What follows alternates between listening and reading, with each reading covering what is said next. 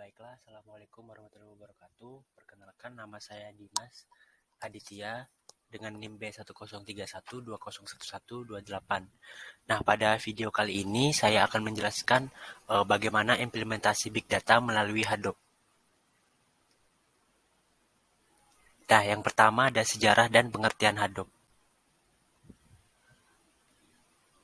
Nah, asal mula Hadoop ini muncul karena terinspirasi dari makalah yang ditulis oleh ilmuwan dari Google, Jeffrey Frieden dan Sanjaya Gemawat pada tahun 2003. Proses development dimulai pada saat proyek Apache NAT yang kemudian baru dipindahkan menjadi sub-proyek Hadoop pada tahun 2006. Hadoop pertama kali dikembangkan oleh Doug Cutting dan Mike Cavarella yang saat itu bekerja di Yahoo pada tahun 2005. Perbedaan dari Big Data yang dimiliki Google dan Hadoop terlihat dari sifatnya yang closed source dan open source. Hadoop sejak tanggal 23 Januari 2008 telah menjadi proyek tingkat atas di lingkungan Apache Software Foundation dan dikembangkan secara terbuka oleh komunitas kontributor secara global. Nah, pengguna Hadoop ini adalah termasuk Facebook, Al.com, AOL, Baidu, IBM, Imexex, dan Yahoo. Nah, selanjutnya adalah pengertian Hadoop. Hadoop atau Apache Hadoop adalah software bebas dan open source yang ditulis dalam kerangka bahasa pemrograman Java untuk dijalankan secara terdistribusi dan skalabel. Hadoop dibangun berdasarkan algoritma populer MapReduce Google Incorporation. Sistem berkas yang disarankan Google yaitu GFS atau Google File System yang memungkinkan menjalankan tugas komputasi intensif dalam mengolah data jumlah besar di komputer cluster dengan hardware komoditas. Hadoop bisa dijalankan di satu komputer saja atau single node, ataupun dalam cluster yang berisi banyak komputer atau multi-node. Single node biasanya untuk development atau training saja. Hadoop memerlukan Java untuk bisa berjalan. Untuk proses instalasinya juga cukup sederhana. Nah, Hadoop ini juga berfungsi untuk mensupport jalannya aplikasi Big Data. Hadoop di sini adalah framework open source atau berbasis Java di bawah lisensi Apache untuk mensupport aplikasi yang jalan pada Big Data. Selanjutnya ada framework Hadoop. Nah, framework Hadoop ini dibagi menjadi 4. Yang pertama ada Hadoop Distributed File System atau HDFS. Yang kedua ada Hadoop MapReduce. Yang ketiga ada Hadoop Yarn. Dan yang keempat ada Hadoop Common. Yang pertama, Hadoop Distributed File System atau HDFS. Nah, Hadoop Distributed File System ini adalah sebuah sistem berkas terdistribusi dengan high availability yang dapat menyimpan data pada mesin komoditas. Digunakan untuk menyediakan bandwidth yang sangat tinggi yang diagregasi ke semua cluster atau node. Berkas dibagi menjadi blok data dengan panjang yang baku dan didistribusikan secara redundan atau berlebihan pada simpul atau node yang berpartisipasi. Nah, jadi HDFS ini adalah komponen pertama Hadoop yang menyimpan data di banyak komputer. Data tersebut lalu disimpan ke dalam blok. Nah, jadi kalau misalnya saya punya data 600 MB, maka HDFS inilah yang akan membagi data tersebut menjadi ke dalam beberapa blok. Kemudian data tersebut akan dibagi lagi di beberapa node di cluster.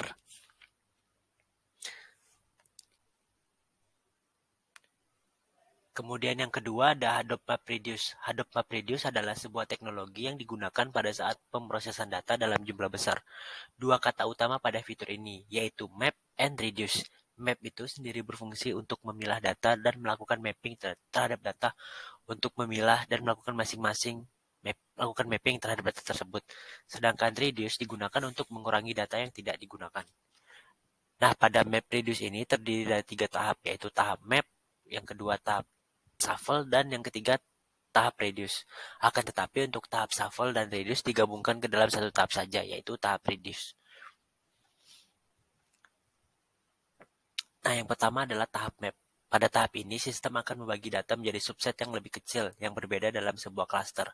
Kemudian, node dalam sistem dapat melakukannya secara berulang, sehingga struktur multi-level tree yang membagi data dalam subset data dapat lebih kecil.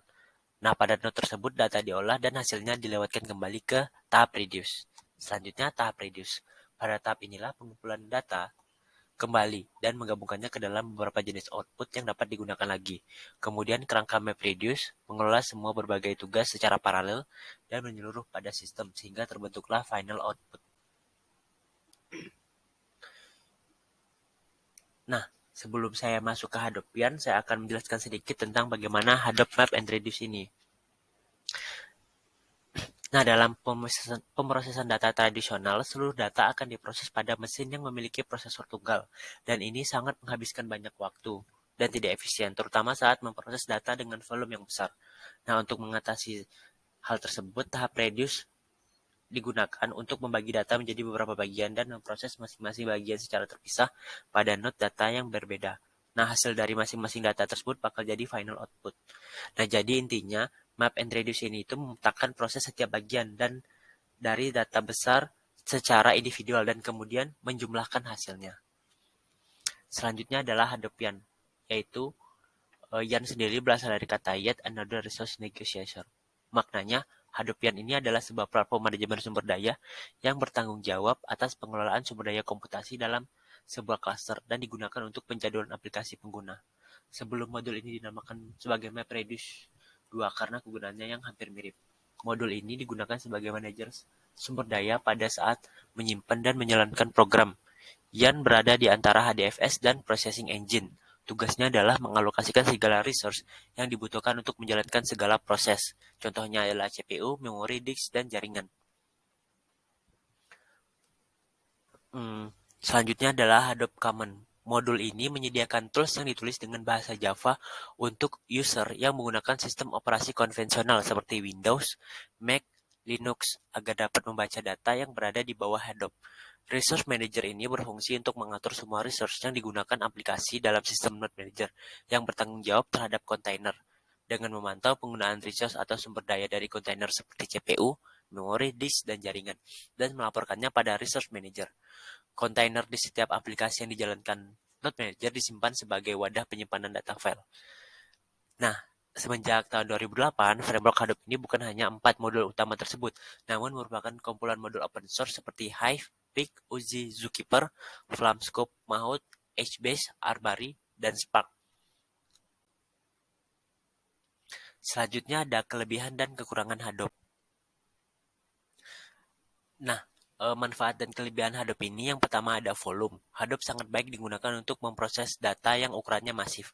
Maksudnya, data yang diproses oleh Hadoop ini adalah data yang sangat besar sehingga akan mempermudah pengguna untuk memproses data tersebut. Selanjutnya, velocity. Dalam hal kecepatan, pemrosesan data Hadoop juga bisa diandalkan. Kemudian ada variety. Hadoop juga sangat cocok untuk menyimpan set data yang sangat beragam. Kemudian kekurangan Hadoop.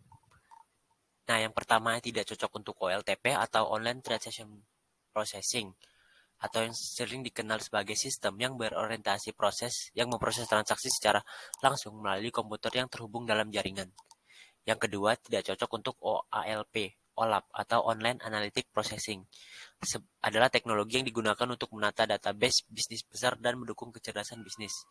Yang ketiga, tidak cocok untuk DSS, Decision Support System, sistem pendukung keputusan, bagian dari sistem informasi berbasis komputer yang dipakai untuk mendukung pengambilan keputusan dalam suatu organisasi atau perusahaan. Selanjutnya ada implementasi Hadoop.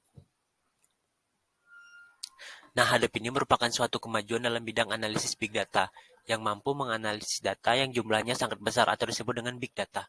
Terdapat beberapa perusahaan yang saat ini sudah semakin meluas setelah memulai untuk menggunakan Hadoop di dalamnya yang bertujuan sebagai pengelola data-data mereka yang jumlahnya sangat besar.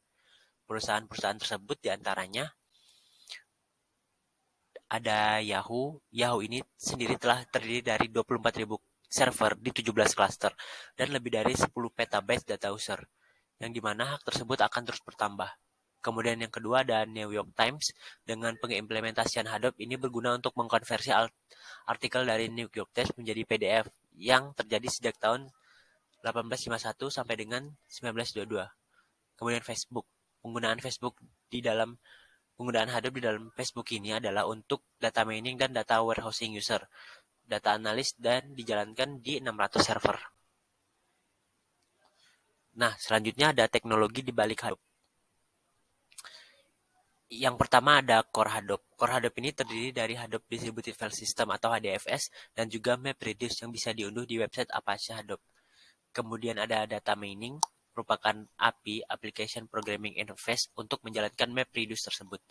Kemudian adalah database NoSQL, not only SQL, merupakan database yang tidak menggunakan relasi antar tabel dan data yang disimpan secara fleksibel. Kemudian ada software pendukung lainnya. Software lainnya yang digunakan sebagai perangkat pendukung, misalnya untuk mengatur distribusi data dan pemrosesan data, ataupun mengatur input ke dalam hadap dari sumber data yang bersifat streaming. Baiklah, sekian penyampaian materi tentang implementasi Big Data melalui Hadoop. Mohon maaf bila ada kekurangan. Wassalamualaikum warahmatullahi wabarakatuh.